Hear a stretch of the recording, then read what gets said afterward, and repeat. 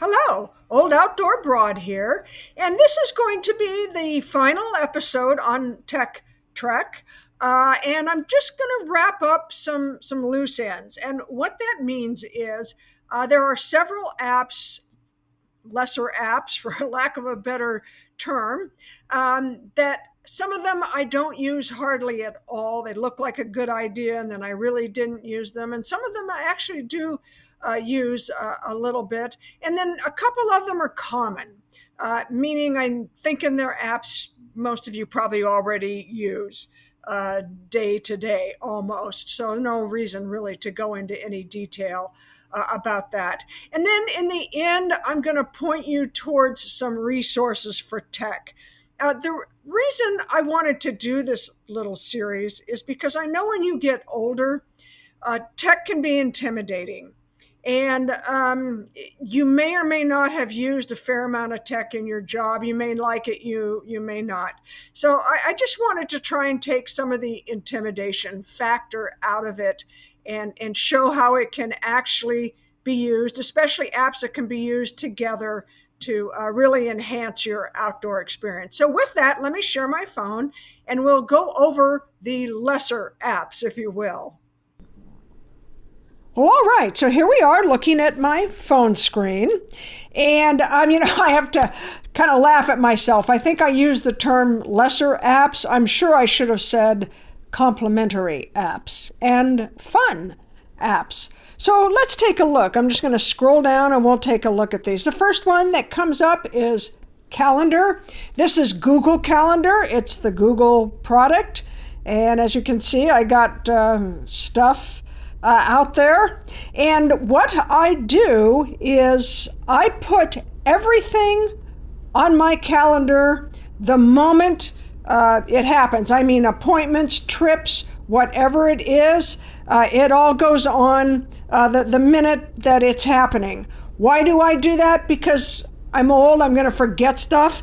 And quite frankly, I don't want 5 gazillion pieces of paper, taped onto my refrigerator door or whatever. Excuse me. So I use Calendar. It syncs between my computer and my phone, and it will also has a default notification of 30 minutes. So in other words, every time I put something on my calendar, 30 minutes prior to that event, I'm going to get a notification. Now you can customize that. And I'm sure there are many different types of calendar apps out there, but this is the one I use, the Google Calendar product. All right, let's keep going here. And what's going to come up next is Keep Notes. So this is a Google product, and Microsoft has a note product. There's one called Evernote. There's, again, I'm sure multiple note apps. But again, because of the forget factor, I put a lot of stuff on here. I put a grocery list on here. As you can see, I have a note called Camping, and I have a note called Next Christmas. So what happens is sometimes I'll think, ooh, I should do this. And 10 minutes later, I will have forgotten that because I'm off doing something else.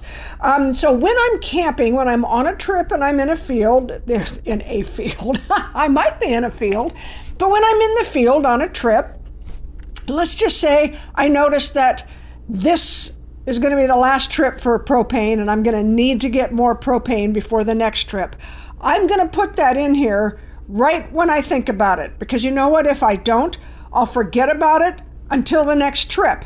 And then by the time I, open the place where I store propane and realize I don't have enough, I've probably already gone shopping and now I'm going to have to do something extra in order to pick up that propane. So I use Note primarily for those kinds of functions, to make lists of things or to capture thoughts, or as you can see, some recipes I've saved in there for later use.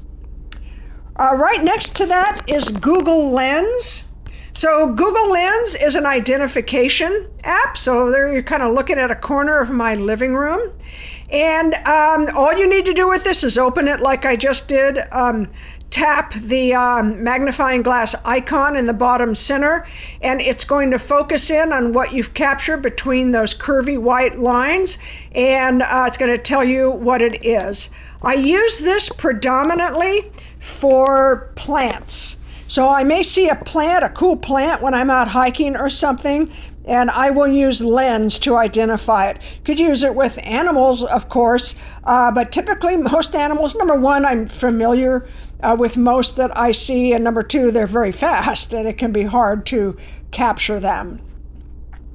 Let's see here. Let's keep going. I'm going to assume everybody uses maps, so I'm not going to even talk about that. But I do want to talk about this app called Merlin. So this is one I really like. As you can see, I have a bird of the day, a least sandpiper. And if you tap that green button right in the middle, it's going to use the GPS in your phone to listen to any birds that may be singing, and it's going to tell you what they most likely are. This is really cool. When I was in Death Valley at the Furnace Creek campground, there were gobs of birds. And so first thing in the morning, I would get out my phone, I would put this on, and then I'd make coffee, and I'd go back, 3-5 minutes later, and I'm not kidding, I had like 8 birds listed out. Boom, boom, boom, boom, boom. And then you try and notice where they may be. When a particular bird is singing, if you have multiple bird names, it's going to flash yellow, so you know that that song belongs to that particular bird. So Merlin is one that I really like, and I do use frequently. Next, we're going to take a look here at NPS, the National Park Service. Okay, so a little story about this. I hardly use it. It's become kind of irrelevant with the development of All Trails, Gaia GPS, and now recreation.gov. Kind of don't use it anymore. And when I first started with national park apps, there were apps for different national parks. And so this is years ago, I was planning a trip to Yosemite, so I downloaded the Yosemite app so that I could use it for things in the park. Well, I tapped on this over the years. It's evolved into NPS, and I tapped on it and opened it specifically for this video because I never took it off my phone. I haven't used it in a long, long time, probably years, literally. And but I just couldn't bring myself to uninstall it either, just in case. Not really sure what the just in case might be, but anyway, it's totally different. They have some cool things here, and this is one thing that I noticed, this Your Visits. So if you go to, say, Yosemite, you can make a little album package, whatever you want to call it, where you track the things you do in the park and then attach pictures. So I thought, okay, well, that's kind of a cool thing. As you know, if you watch my videos, you'll know that I do that in Gaia GPS now.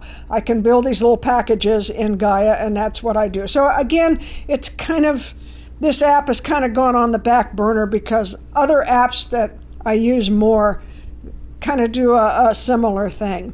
There is one interesting thing, saved. Let's go to saved. I have never saved anything in this app, but see these archived visits? These are places I've looked up on the app over the years, and I've actually been to all these places, but it surprised me to see all this here. But yeah, I've searched those in the past, so that's why they are there. All right, let's see, NPS, there is recreation.gov, and I'm going to do this one, rock identifier. So I saw some reviews of this app, and I do look at different rocks and say, I wonder what that is, kind of like birds singing, right, and wondering what they are. The truth is, I keep forgetting I have it, and I haven't used it yet. So I don't really have anything to say about it because of that.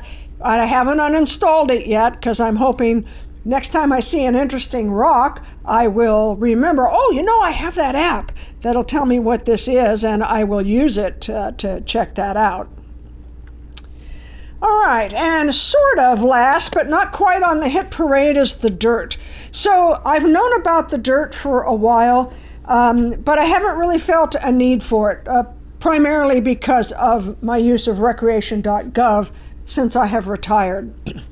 So, what happened was I was looking for a place to camp in between the Valley of the Gods, which is in southern Utah, and Monument Valley in northern Arizona. And nothing really interesting. There was one place popping up in recreation.gov, but I just did a general internet search because I thought, there has to be more out there. And it took me to this place called Goosenecks, which is a state park in Utah.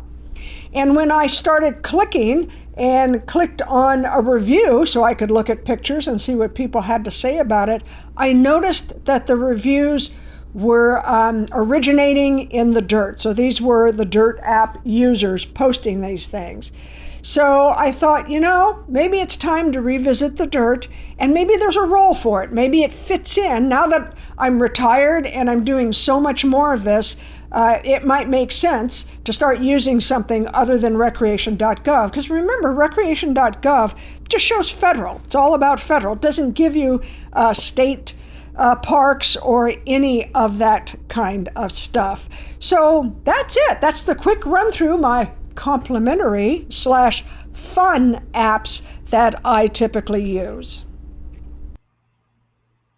As mentioned earlier, I do want to share a resource for tech in general because I know sometimes tech can be intimidating. And again, this is directed for folks that are my age and may or may not be comfortable with tech. This is the Personal Technology Resource Center from AARP. Hopefully you're all members of AARP. I encourage people who are older folks to join AARP if you haven't already, as they advocate for seniors issues across the board. But you will have access to this. If you type www.aarp.org/tech, even without an ARP membership, you can get to these resources. So there's quite a bit here. So let me scroll down. Let me just get over to the page here.